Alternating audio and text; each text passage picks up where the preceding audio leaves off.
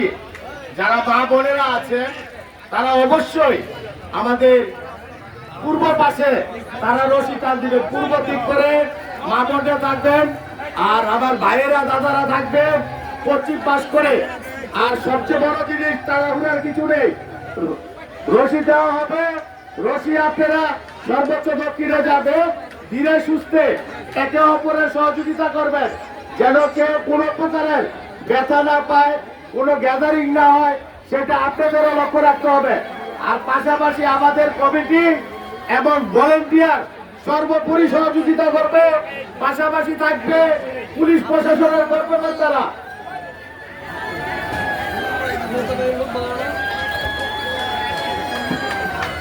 আজকের এই রথযাত্রার আমাদের মধ্যে আমাদের অনেক অতিথি এসে গেছে, আমাদের মধ্যে উপস্থিত হয়েছে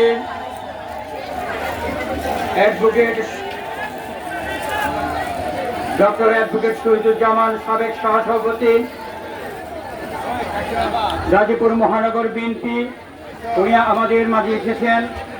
আমাদের এই অনুষ্ঠান আমরা অল্প কিছুক্ষণের মধ্যেই আমরা শুরু করব।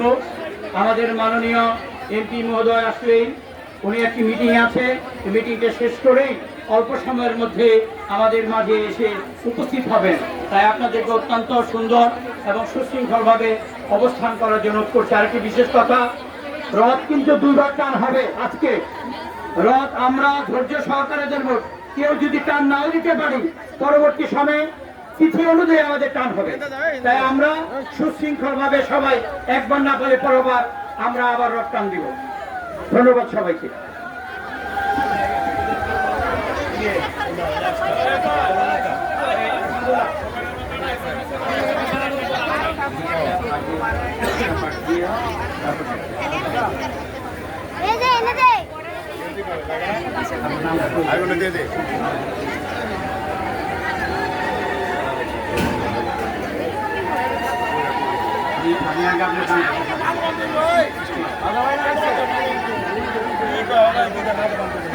সম্মানিত সচিব, আজকের এই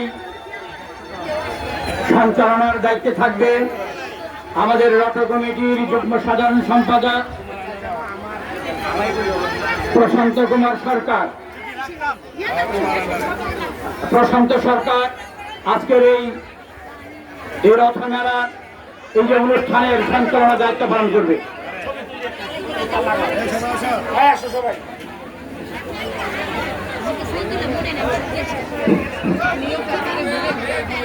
আজকে শ্রী শ্রী মানিক্য মাধব রথযাত্রায় আগত সকল দর্শনার্থী ভক্তদের দৃষ্টি আকর্ষণ করছি।